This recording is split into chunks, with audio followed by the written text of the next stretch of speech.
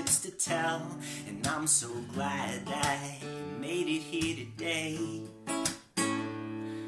I'm really glad you're here. You know, it's been about a year. Now let's get into the live stream and the Q&A. Welcome to the live stream, everybody. I'm not actually going to slow jam the intro, but how's it going? Good to see you. Thanks for hopping on. How's it going? Fabio, Dylan, Sarah, Jason. Good to see you all. We're going to hop into the content here in a second. As you're popping on, let me know where you're watching from. I always like to see where Leading Worship Well is reaching.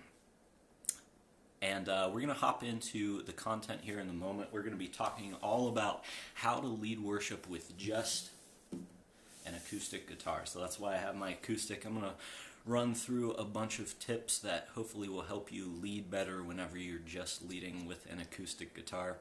Fabio's Brazilian. Shout out to Brazil. California is Dylan. North Carolina, Austin. Knoxville, Tennessee. Good to see everybody.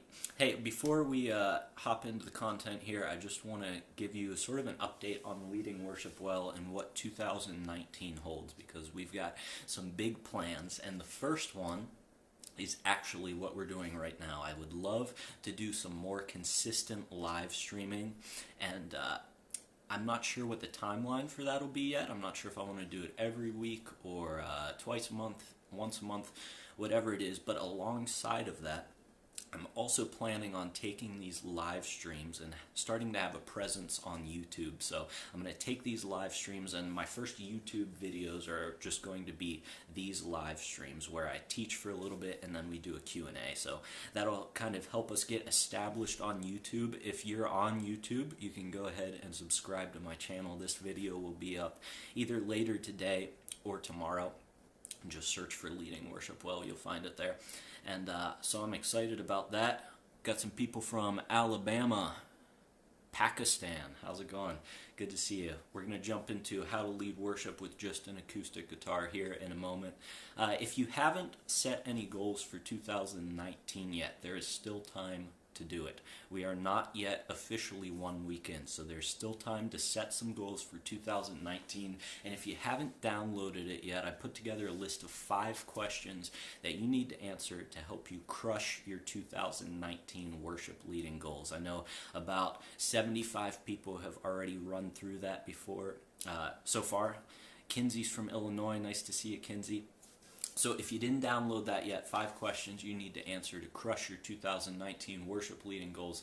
Head over to the link in my bio, or you can just head to Leading Worship Well and download it there. And that'll help you set up all of your goals for 2019, run you through the process of not just setting them, but also creating some actionable steps that you can use to succeed in those. As you're hopping on here, guys, let me know where you're watching from. I'd love to know. One more announcement, and if you downloaded the 5 questions to set your goals, then you probably already know this, but on February 4th, I'm going to be releasing my first ebook, and I'm really excited about it. It is called 30 Days to Leading Worship Well, and it's going to be a practical devotional for worship leaders. So over the course of the month, I've taken some of my best posts, the ones that you guys have liked the most, and I've condensed them together, put them in an order that I think makes sense, that you can walk throughout an entire month, 30 days, and by the end of it, you'll level up your worship leading. So you'll have more information about that, but put that on your calendar, February 4th. We want the full-length beard back. Man, I just trimmed it today. What's good, Dallas? How's it going? Yeah, I literally just trimmed my beard today, right before this, like an hour ago. So this is a fresh trim. It's pretty short right now. This is about as short as it gets. Hey, well, I think that's about it for announcements. Looks like we got a good amount of people on. Save your questions for the end if you have just some random questions. But as I'm going through this content, you can ask any questions, and I'll try to keep up with the chat. And today we're talking all about how to lead worship with just an acoustic guitar. So I've got a bunch of tips to help you out. And watching from Zambia, that's awesome. Good to see you. Hey, here is the first thing that you've got to think about when leading worship with just an acoustic guitar. First of all, you're not alone. There are a ton of people leading worship with just an acoustic guitar. If that's you on Sunday, know that you are not the minority in that. You're probably the majority, because 80% of churches are under 100 people, and I would assume that a lot of those only have just one person leading them in worship, and they're probably just playing on acoustic guitar or keyboard. So if that's you, you're not alone, and I want to help you out today. Or maybe you lead in a larger church and you find yourself from time to time leading with just an acoustic. That's kind of where I'm at. I'm not in a larger church. My church is about 75 to 100 people, but on Wednesday nights I always lead worship with just an acoustic guitar because the rest of my worship team can't make it. So I've learned a lot of things. I've been playing guitar and leading from acoustic primarily for about 12 years now. So over those 12 years, I've learned a bunch of things that I want to share with you. So here's the first one. It's that you've got to think about how you arrange the song. It's all about the arrangement of the song. How's it going, Chris? Good to see you. It's all about how you arrange the song. So most people, when they're starting out, and I was here, and there's not anything wrong with this, but we want to lead worship well. So if this is you, where you're just playing G, D, E minor, C, and it sounds like this, standard worship chords, it sounds fine. But if you're just doing that the whole time, it gets a little bit boring. So you can play the standard chords and lead worship perfectly fine, but if you want to take it to the next level, we need to put a little more thought into it, and those are the things that I want to show you today. So how do you arrange a song? And by arranging a song, I mean what parts are going to be loud, what parts are going to be quiet, when are you going to sing, what parts are you going to sing, when are you going to jump an octave. All of these things go into arranging a song, and there's a couple ways that you can come up with arrangements. The first, and this is what I'd recommend at the beginning, is to simply take other people's arrangements and incorporate it into your own leading. So you can either take the full band arrangement and try to kind of translate it to your context, or you can look up acoustic versions. I love that that's kind of a trend that we're seeing in the worship scene nowadays, where everybody's doing acoustic versions of a song, whether it's on Worship Together or any of the numerous websites where they've got songs and song stories. People are always playing just acoustic versions of songs. So look those up, check them out, and then implement those arrangements into your own leading. Fabio says, in my church, about 200 to 300 people, I usually lead worship only using my acoustic guitar and voice. Awesome, Fabio. Then this is exactly for you. You're exactly the kind of person I'm talking to. So you can take the arrangements from other people, or one way that I like to come up with my own arrangements is I listen to a song, like a full band version, and ask myself this question: how can I do that? Whatever I'm hearing, how can I do whatever they're doing with just an acoustic guitar? And you run through that exercise in your head, and you find out some pretty amazing solutions. And so also, you always want to have something happening in a song. So instead of just playing chords like this, there's not really anything happening there. You're just playing chords. But you always want to have something going on. Now, 75% of the time, the thing that's piquing people's musical interest is going to be the words that you're singing, because most of a song is singing. But what happens whenever you don't have singing going on? Well, there's a couple things that you can do. And the first one, and I've talked about this before, I put out an Instagram story a long time ago about this, but it's incorporating lead lines into what you're playing. So I want to use the song as an example, Forever by Carrie Job, because I don't know, does anybody leave a comment in the chat if you are preparing for Easter yet? I'm not quite there yet, but I'm starting to think about Easter, and I love the song Forever by Carrie Job for Easter. So it's been on my mind. I've been trying to play through it. I haven't played through it in a while, but it popped into my head as an example of how to incorporate lead lines into my playing. So here is Carrie Job Forever without a lead line. Just listen to it. It gets kind of boring if you don't add the lead line. Here's what an intro would sound like. So just the standard chords. G, D, E minor, C. Oh, nice. You're doing it this Sunday. Maybe this will help you out. So if you're just leading with an acoustic, this is an okay intro, you know, it's soft, but what if you could add the lead line? Do you guys know the lead line to the song Forever? It goes something like this. And this is on piano, by the way, in the original recording. It goes...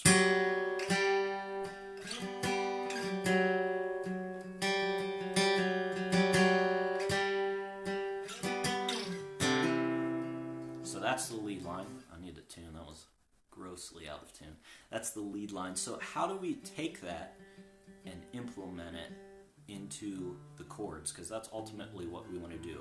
If you're playing by yourself, you got to play the chords to keep it going. You can't just play the lead line. So how do you put those together? And let me show you.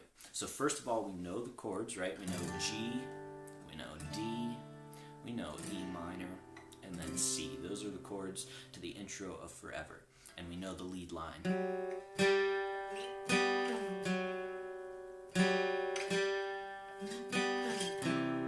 Alright, so now you have to play these chords, but figure out where you can sneak those lead line notes into it. So this is how I would do it, alright?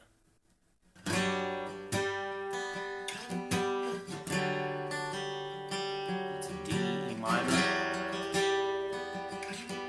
C,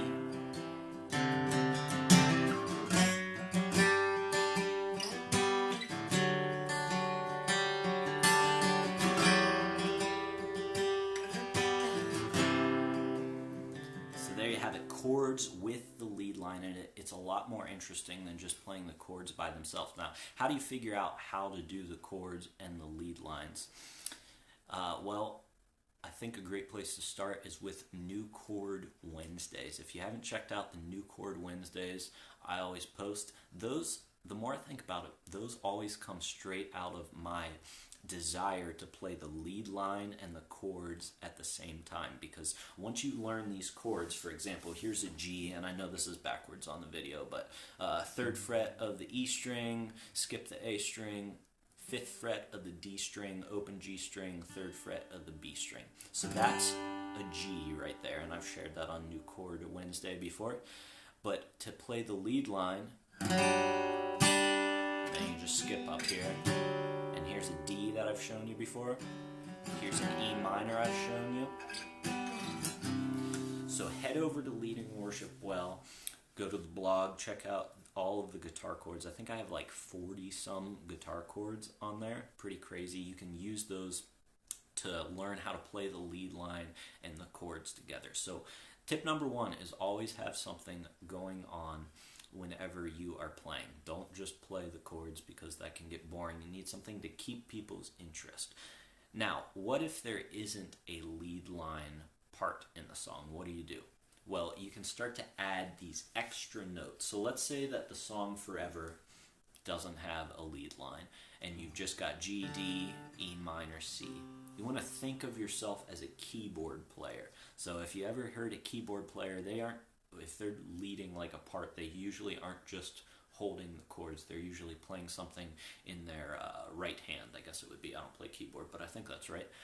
And so you start to add these extra notes, and you've got to learn the scale that you're playing in. So here's a G scale. I'm just going to add one of those notes while I'm playing these chords. So there I'm adding an E note. There's a G chord. See how there's always movement in it? It's keeping people's musical interest.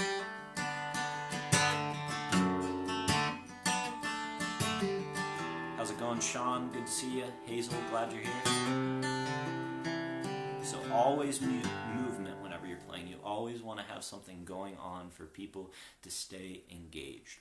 So that's the first thing. Let's move on to the next way to arrange a song.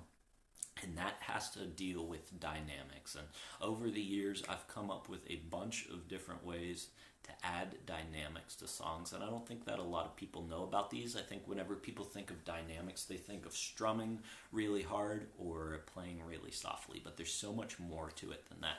Before we hop into that, somebody asked where I'm based out of. I'm based out of Pennsylvania, sort of southern Pennsylvania, near the Maryland border. So that's where I'm from. I serve in a church down there. So dynamics on guitar. Can talk about a few things. First, I want to deal with the right hand. This is what most people think about whenever they talk about dynamics. You're blowing me kisses, Sean. I appreciate that. So your right hand. There are a few different right hand techniques that you can utilize when it comes to dynamics. And the first is the one most people know. If you want to play, we're going to move from soft to loud here on the volume scale. So the softest that I think that you can play is finger picking. So you know what finger picking is. It just sounds something like this. Right, pretty quiet.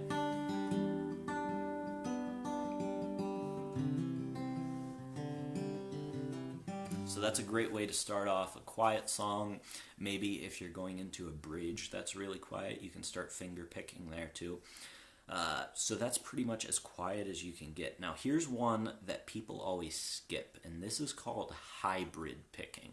So hybrid obviously means that you're combining things together. So what are we combining in hybrid picking?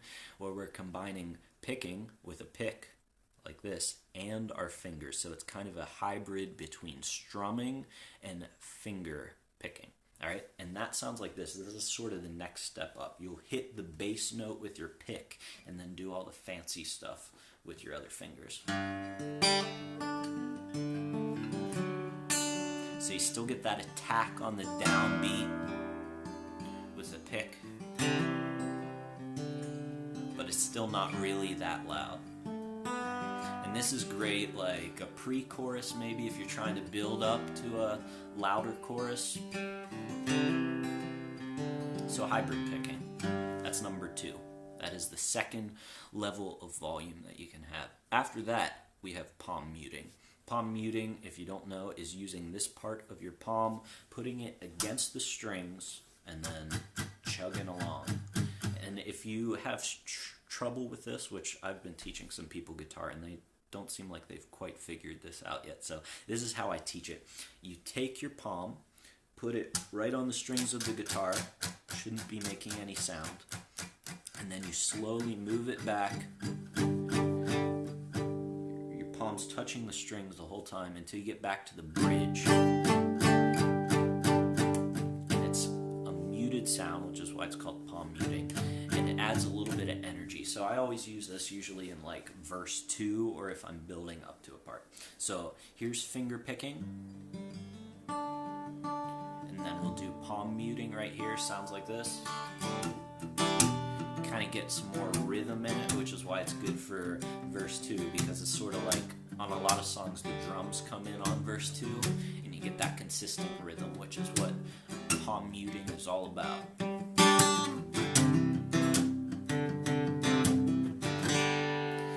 That is the third level of volume. If you're just joining, I'm running through a bunch of tips for how to lead worship with just an acoustic guitar, and we'll get to some Q&A after this, but thanks for joining. If you're just joining, let me know where you're watching from. So that was third level of volume, and then the final is obviously, this is the loudest, is open strumming. So here's palm muting. Thanks, Fabio. Here's open. One everyone knows, super loud.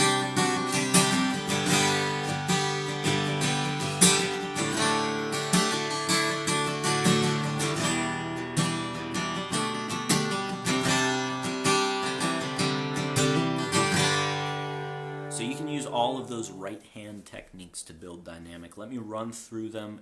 I'll play a 1-chord progression with each of them and you'll hear how they build upon each other. So we'll start with finger picking, then we'll do hybrid picking. After that, palm muting, and then open strumming. That's awesome that I'm teaching your daughter guitar, Chris.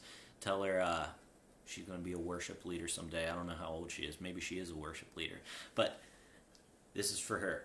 here we go. This is an example of finger picking, then hybrid picking, palm muting, and then open strumming. We'll be going really quiet to really loud. Here it is. Finger picking.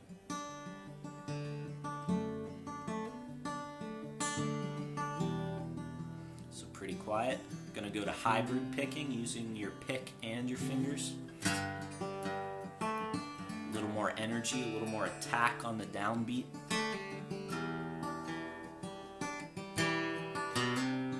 Alright, here's palm muting. Glad you're here, Tony.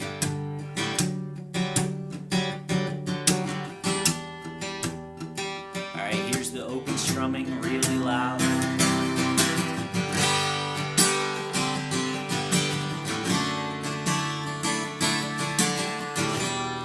Then let's say you wanted to go to the bridge here, back to finger picking. We sing hallelujah, we sing hallelujah, we sing hallelujah, the Lamb is overcome. We sing hallelujah, we sing hallelujah, we sing hallelujah. Back to palm muting. We sing hallelujah, we sing hallelujah, we sing hallelujah, Lamb is overcome. We sing hallelujah, we sing hallelujah, we sing hallelujah, Lamb is overcome. Alright, so that's it for right hand technique. Quick recap, 4 things you can do for volume, from softest to loudest: finger picking, hybrid picking, palm muting, open strumming. Oh, and then there's another one. This is kind of fun to do if there's like, you know, whenever a song builds up really loud and then the percussion comes in and keeps a beat. If there's a part like that, I like to just scratch on the guitar. So let's say that happened in Forever, coming out of the bridge. It would sound something like this. We sing hallelujah, we sing hallelujah, we sing hallelujah, the Lamb is overcome. Like a percussion part. Forever he's glorified, forever he's lifted high. So you get kind of that percussion there if they were just keeping the beat and everybody was singing along. That's a little extra thing that you can do. I guess that's right hand technique, kind of right and left hand. So that was the right hand, all right, as far as dynamics go. If you're just joining in, I'm glad you're here. We're talking all about how to lead worship with just an acoustic guitar. And we talked about the right hand technique. Now let's talk about the left hand technique, because this is the one that people don't think about very often. And when I say left hand technique, I'm talking all about chord shapes. And this, once again, is why I always have new Chord Wednesdays posted every single week. I've got over 40 chords, how to play chords differently, chord voicings. So head over to Leading Worship Well, check those out next time you play a song. I think you can search for them pretty easily. If you just type in G chord on Leading Worship Well, you'll have probably a bunch. I think G chord's one of the most popular chords that I've put up for New Chord Wednesday. Good to see you, Josh, Jason. Glad you're here. So let's talk about some chord shapes, and how those correlate to dynamics. So chord shapes can dictate how loud or softly you play. And the way that happens is typically the higher you play on the neck of your guitar, the quieter it is. So here's a G chord. This is 10th fret of the A string, skip the D string, open G string, and then 12th fret of the B string. This is like really light and airy. And if you couple this with finger picking or hybrid picking like I'm doing right now, you get a really soft sound. So this is a perfect way to add dynamics. Maybe you'd start with this in verse 1. Right, and then here's another chord you could incorporate. A little bit more volume you can hear because I added an extra note. This is 10th fret of the A string, 9th fret of the D string, open G string, 8th fret of the B string. Alright, so a little louder. Now if we want to go down to the standard G, it's going to sound really loud. Here it is. Alright, see how it opens up? And we'll do one more where you stretch it out. Anybody ever play this chord? This is 3rd fret of the E string, and then open on everything else, and then the 7th fret of the E string. I don't know, I always play that chord to really open a song up.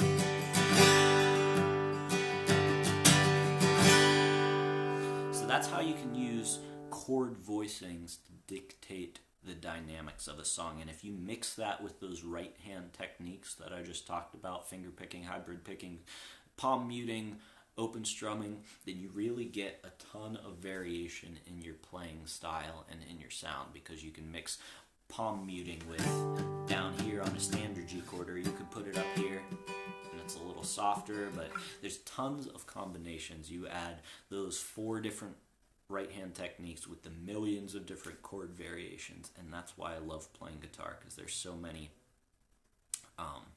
different options. Tony, are these all on New Chord Wednesdays? Probably. I feel like I've put most of these on New Chord Wednesdays. I know this one's on there, that high G. I know that one's on there. I know that one's on there. I don't think I've done this, but all I'm doing is taking a standard G chord and adding the 7th fret on the E string to really stretch it out and make it sound huge. Now, why do those chord voicings add different dynamics? Well, I already covered that the higher up you are, the airier it sounds, but also you've got to think how many strings you're playing. You know, it's as simple as that. If you play a note on 1 string, it's going to be quieter than playing a note on 2 strings. 2 strings, I don't know if scientifically this is true, but 2 strings is louder than 1 string. 3 strings is 3 times as loud as 1 string, and so on and so forth. So if you're just playing, here's just a G note. If you add the 2nd string, add a 3rd string, 3 times as loud, 4th string, 5th string. So whenever you're arranging a song, you can think, where do I want to use these different chord voicings in the song? And usually whenever I'm playing, I'll start up somewhere high. We're doing the song Peace Be Still by the Belonging Company this Sunday at my church, and this is a perfect example where I start off up high like this. And that first one, I don't want to be afraid every time I face the waves. And then down to the E minor. So this is quiet in first verse, but then we go into the chorus. Peace be still, say the word and I will. That really opens it up, and then once we go into the 2nd verse, I'm using different chord voicings. They're the same chords, it's still G, E minor, D, but we're back down. I'm not gonna be afraid, cause these waves are only waves. I'm not gonna be afraid, I'm not gonna be afraid. So using different chord voicings, different hand techniques, millions of different options. That's why I love playing acoustic guitar. There's so many options. I'm so glad that you're all here. I hope that was helpful. Got one more tip for you, and we'll head into the question and answer portion of this live stream. Let me get a drink real quick. Let me know where you're watching from.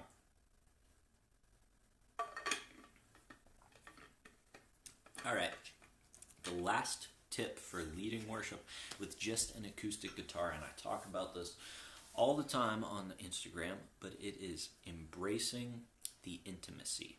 Embracing the intimacy of just leading with an acoustic guitar. I think a lot of people see it sort of as a disadvantage that, man, I've just got this one instrument. How am I ever going to compare to people that have a bass guitar and drums and keyboards and 3 electric guitars? Well, you have an advantage, and that is that people long for intimacy in their worship experience. And a lot of the larger churches are actually trying to figure out how to bring that intimate environment in whenever there's tons of people in the room, and that's why you see them do acoustic sets from time to time. We get to have that every moment if you're just leading with an acoustic guitar, so lean into the intimacy. People love that sort of kumbaya moment where it feels like you're sitting around a campfire, and it's all because it's about unity, which I love. That's what the church is all about, that we are unified in Jesus. And we get to express that by having that kumbaya, that campfire moment where we're all singing together. And it's not about the band, it's just about singing and raising our voices to God.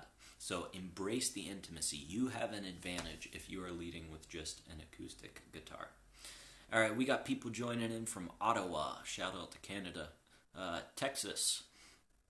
And New York. Hazel's from New York. I'm glad you're here, everyone. Hey, we're going to hop into some Q&A time. So I see one question from Fabio. He asked, which tension do you use on your strings? I use light strings. I assume that's what you're asking about. I used to use medium strings, and that was because I thought I wouldn't like light strings. I always thought light strings were like too flexible, like it would throw my guitar out of tune. I don't know why I thought that. That was like a couple years ago. But I switched over to light strings. Light strings are the way to go, I think. If you're playing on a standard acoustic, they don't put quite as much tension on your guitar body. So I was having a little problem where over time, the medium strings on my guitar were starting to bend my neck a little bit. So on that Instagram story that I put up, I think that was earlier this week, I talked about how I got this Taylor set up, and that was all because I had medium strings on my guitar and it was bending the neck, causing notes to go out of tune. I'm not saying that that's going to happen to your guitar, but I think my guitar was set up specifically for light strings and I had been putting medium strings on them. So I always use light strings. That is the answer to the question. Let's see. Andrew says, do you guys use tracks/full band?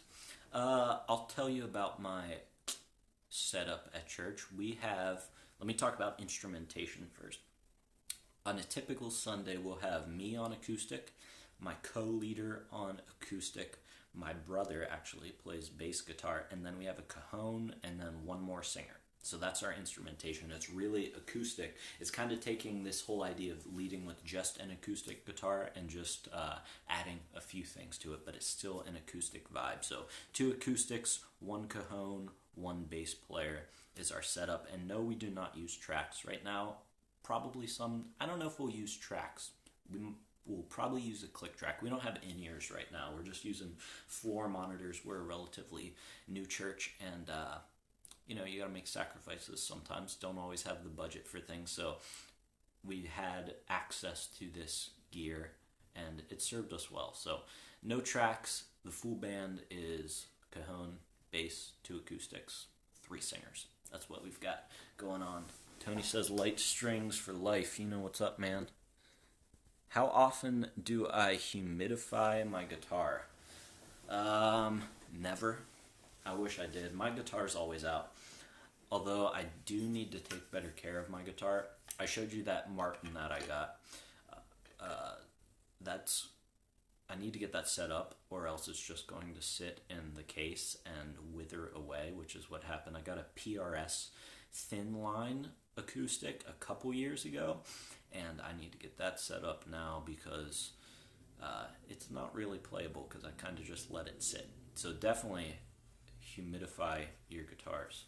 Hey, if you have any more questions, keep them coming, and I'll keep answering them. We've got about 25 minutes left. All right, next question.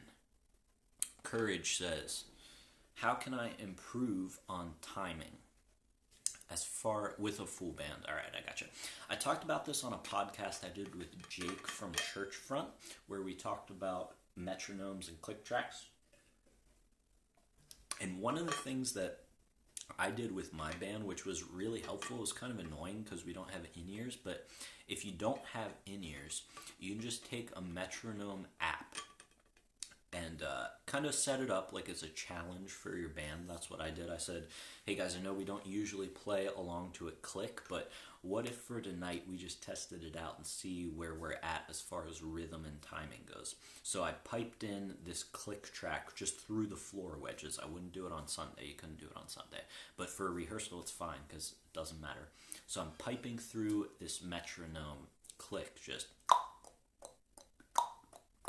and we all played along to that. And that really, I think that really took us to the next level. We did that for a couple weeks, and we haven't done it since, but I'll probably do it again here soon. So that's a great way to improve your timing. And then just, it takes time for people to get used to the chemistry of playing with each other. So those are my tips for improving timing. Tony says, how many overall members do y'all have? You must be from Texas, Tony. Y'all. Do you rotate weekly? Currently we have 6 members. And 5 of us play on Sunday typically, and we're playing pretty much every Sunday. Luckily, we have some redundancy in our team where we've got 2 acoustic guitars, and then like if the bass player is out or the drummer is out for a little bit, it's not, like if they're gone for a Sunday, it's not a huge deal. But right now we have 5 people, and we don't really rotate, but we talked about our goals at our rehearsal this past Thursday.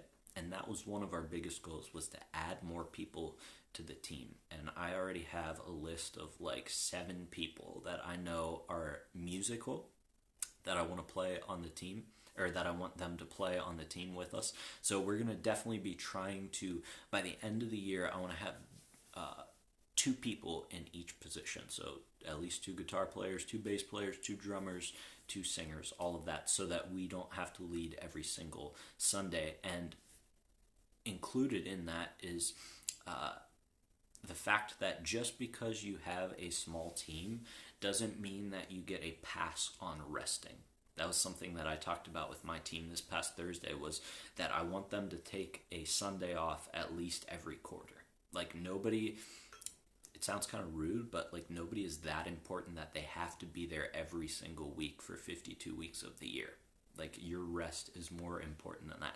So this year I'm implementing a once a week, every quarter, you have to take it off rule. And I think that that'll be helpful to the team. All right. How's it going, Leah? Good to see you. Miles. Ormianus, good to see you. Hey, if you have more questions, why don't you leave them right here and I'll answer them. Just went through a bunch of tips for leading worship with just an acoustic guitar. Let me know if you lead worship with just an acoustic guitar. Leah's leading alone on acoustic this week to give everyone a break. That's awesome. Yeah, make sure that you take a break as well, though. I know it can be hard, especially if you're leading in a small church. But it's really important to take a break. I'm trying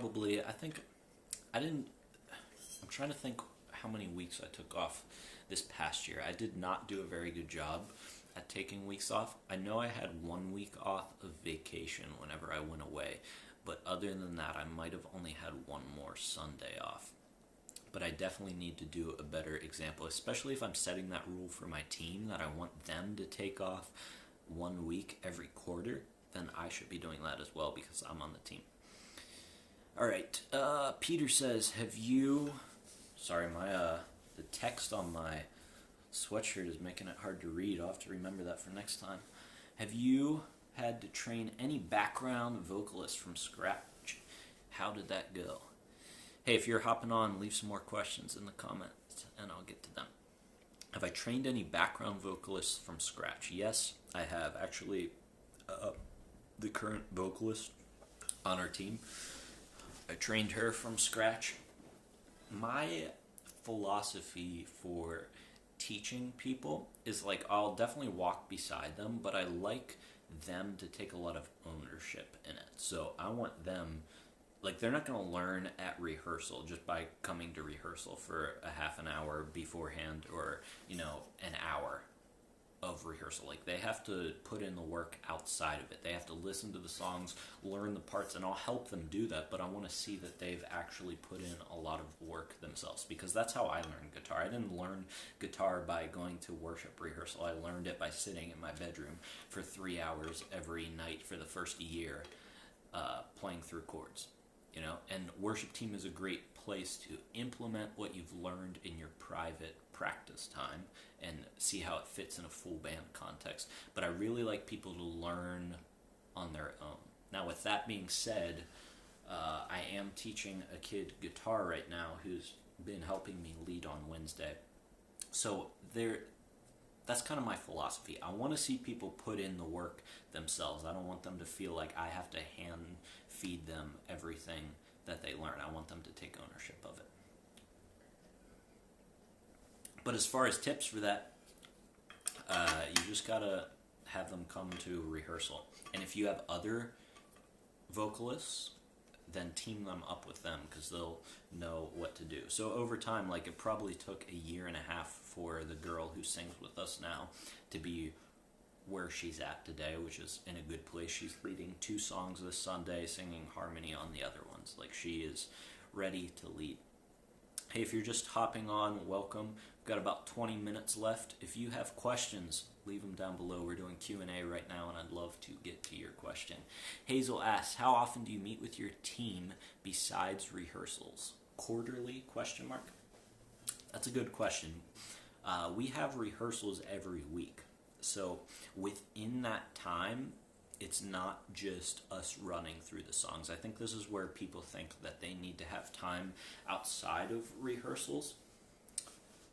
Like, we have built-in time, and I've talked about this before. I think you can check out the highlight on my Instagram profile. We have time built into our practice that's like relational time, where we sit there and talk. And usually it's about worship leading, but I feel like that's been really healthy for us. We probably take 20 minutes to a half an hour to just sit there, check in with people, and kind of treat it more like a small group than worship rehearsal at that time. So our rehearsals look like we'll run through a couple songs at the beginning, and then we'll sit down with everybody and just like hang out, like literally just hang out and say, what was exciting that happened this week for you, and get to know each other that way. And then after that, we'll pray, head on stage, do our run through. So we don't really get together too much as the worship team outside of rehearsal. But that being said, we're also in a small church where we're together all the time.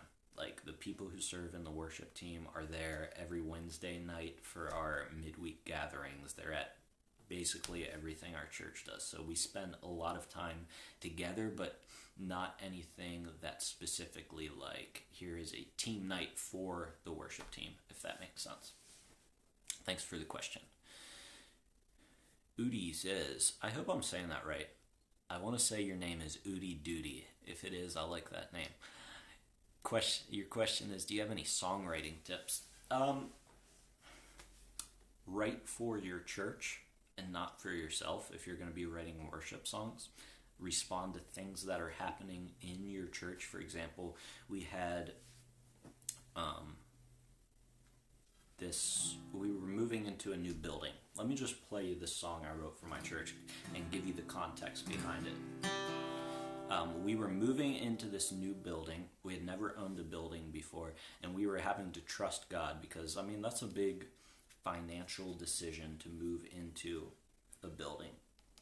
And so the Sunday we moved into this building, I wrote, for the Sunday, our first Sunday service, I wrote this song for the church to respond, because we're all stepping into this together. So this is an example of writing a song for your church in the context, and that is that we are trusting God together. So I'll just play you the first verse and the chorus. Before and behind, in front and beside, you lead us on in truth and in light. It's your spirit that guides you, lead us on. You've never failed us, no, not once. God is strong. You never failed us, no, not once. Our God will lead us, forever lead us. We won't turn back, 'cause you are with us, God. We won't turn back, 'cause you are faithful. So that's the verse and the chorus. The point being, I didn't write that song for myself. I wrote it for my church, for the season that we were going through, that we were stepping into this new season in the life of our church, that we were moving into this new building. We were trusting God together, that He's been faithful in the past and He'll be faithful in the future. So my biggest songwriting tip, if you're writing for the church, write for the church. I had another question here. Oh, and you can go to Leading Worship Well and just type in songwriting. You'll find I've written about that topic a decent amount. All right, Leah says, how do you deal with changing mic levels when you have different vocals leading the songs? Just tell the tech team, do they mix on the spot? Yes, they do. I've had some posts about this. I'm not sure. You might be able to find something on my Instagram highlights where I post a picture of what I give my tech team, but I always give them like the names of the songs and then who's leading it. And they're also there with us at practice. We do a run through on Sunday morning, and so they know who's singing what part. And it actually gets a little more complicated for us because we do a lot of vocal switches where maybe I'll start a song and then our female vocalist will sing a different part, like she'll lead the second verse. We do that a lot. So they're just aware, and they are mixing it live. It's not a set and forget sort of thing. They are actively engaged, and I'll walk back, and our sound people are awesome because they're back there taking notes. Like in verse 2, I need to bump up her microphone, or I need to bring down his microphone because he's going to jump the octave here. So it's really training your tech team that that's the expectation, that they aren't just to come in and unmute things and stand there and make sure nothing blows up, but their job is to actually like mix the sound. You've seen that sheet. Awesome. Yep, that's how we do it. All right. Got a couple minutes left here. If you got a question, keep them coming. Hey, what is my favorite gospel song? Victor says. Depends what you mean by gospel. If you mean like gospel music, I don't really listen to gospel music, but if you mean worship music, which tells the gospel, then I've got to go with the song Almighty by Chris Tomlin. I don't know if you've ever heard that song, but I heard that song for the first time. I was watching the Passion Conference live stream, and I just happened to tune in, and I heard the song Almighty, and I was blown away, and then we did it at church. We've been doing it ever since. So look up that song, Almighty by Chris Tomlin. It's a great song of like magnifying God and helping people see Him in His greatness. All right. Ormiana says, we get together at around 6:30 p.m. to fellowship, then pray at 6:50. Downbeat at 7, and we finish before 8:30. We do jam sessions till 9. Sometimes songs are birthed in our jam sessions. Yeah, that's a great point too. As far as songwriting goes, to just let things flow sometimes. I think that's great, and that sounds like a good practice schedule. Hey, if you're just joining, I've got like 5 minutes left. I'll answer one more question before I hop off. But it was great to spend some time with you. If you missed the announcements at the beginning, let me just tell you what's happening in 2019 for Leading Worship Well. Number one is I want to do a lot more of this live streaming. I think that's really good to hang out with people and check in and see what's up. So I'm going to be doing that. I'm going to be taking these videos, these live stream videos, and putting them over on YouTube. So you can go subscribe to Leading Worship Well on YouTube. You'll find my channel if you just search for Leading Worship Well. This video will be going up sometime today or tomorrow. So you'll be able to see, if you missed the part about how to lead worship with just an acoustic guitar, you'll be able to see that. And then, if you haven't downloaded the 5 questions you need to answer to crush your 2019 worship leading goals yet, head over to the link in my bio and download those. Those will help you set up your goals for 2019 and then actually give you some steps that you can take to achieve them. In that PDF, the 5 questions you need to answer, I made an announcement that on February 4th, I'm going to be releasing an ebook that's called 30 Days to Leading Worship Well, a practical devotional for worship leaders. I'm really excited about it. I've taken some of my best posts from Instagram, my most popular ones, the ones that I think have helped people the most, and I've compiled them together in a way that you can work through them one every day for a month, and at the end of it, you'll be leading worship like you've never led worship before. At least that's the hope. So be on the lookout for that February 4th. I'll give you more information about that as we get closer. All right, got 2 more questions, and then I'll be signing off. Leah asks, thoughts on live streaming? We used to just live stream the sermon, but have since added on the music part. My church doesn't currently live stream. We upload the sermons to the just our website, just the sermon part though. I don't have a problem with live streaming. I think if you can pull it off, definitely go for it. I know that we couldn't have the team to do it consistently well right now because we're in a small church, but if you're in a church that can handle that, I don't see a problem with it. I think it's great, like whenever people are away, that they can tune in and still be a part of the worship service. All right, and Hazel says, don't know if you mentioned it, but what software do you use? Let's suggest for worship teams. I'm currently using worshipteam.com. I assume you mean to like schedule them and communicate with them. Obviously, Planning Center is the best solution for that. I think it's free if you have under 5 people on your team. So if you have a small team, go for that. And I don't think it's that expensive if you have more than that. So definitely check out Planning Center. That's kind of the standard. Apart from that, if you don't want to use Planning Center, you could just use, email. That's not exactly the most elegant way to do it, but that could work. You just email people links to stuff. You could use Facebook Messenger. I find a lot of people are on Facebook Messenger, so that's another possibility, but really it's Planning Center or nothing else. All right, guys, thanks for tuning in. This video will be up on YouTube. If you're part of my email list, I'll send you a link to the video so you don't miss the good part about all the how to lead worship with just an acoustic. Thanks for joining. I'm glad you are all a part of the Leading Worship Well community. Can't wait to see what 2019 has in store. I hope you all have an amazing Sunday tomorrow, and I'll talk to you later. See you guys.